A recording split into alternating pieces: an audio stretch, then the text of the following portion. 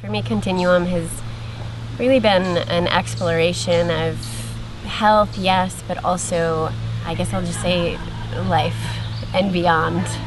I do have cystic fibrosis. I was born with CF. It's a genetic disease that affects all the mucous membranes in the body, but is particularly challenging with the lungs and pancreas and sinuses and things. I've found for me that Continuum is such an important part of my life practice.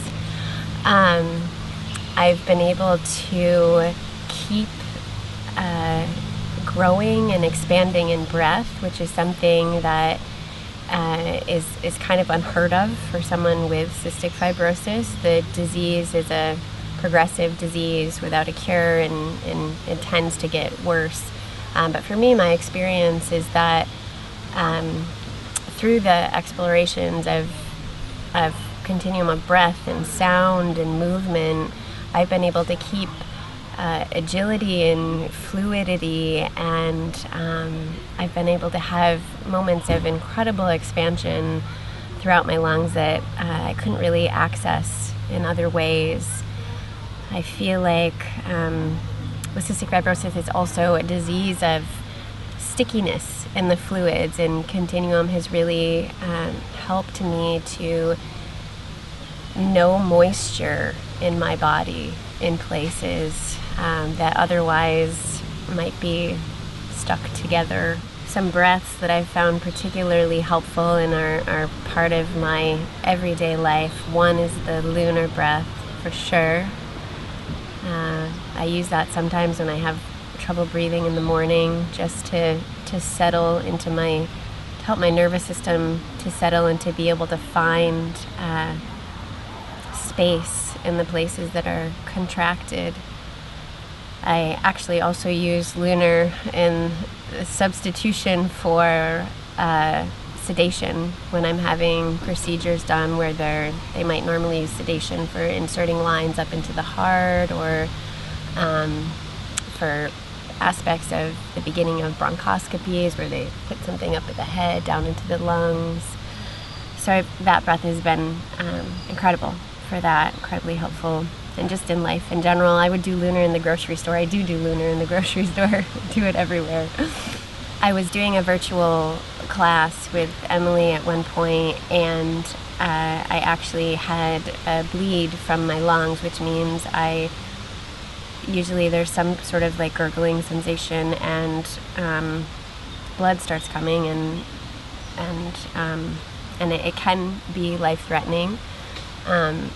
Many times it's not, but anyway, I spontaneously went into lunar breath at this point while we were on the call, and it was my first experience of being able to breathe. It was almost like I had gills, like there were gills on the side of my body, and I could actually breathe underneath the fluid that was filling my lungs at that point. So that was also a pretty significant event for me that I will never forget, and have used since then in similar situations. One thing that was really powerful was this ability of being able to tap into the field when you're diving with others, and that the fluid stream of nourishment coming into the body from the field informs the body in such a way that one body that might not be able to do something particular could then be informed by the other bodies that know how to do that, and the whole body, the field that holds that intelligence. And so that was a really profound concept for me. And that's something I've also leaned into, just that idea that there is this field that holds wisdom that is beyond potentially the capabilities of this just single body, single person. That's sort of like that umbilical cord of nutrition and information coming in.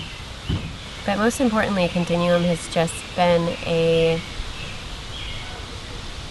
gift, a way of being, an exploration that I do and will do for my life, for that.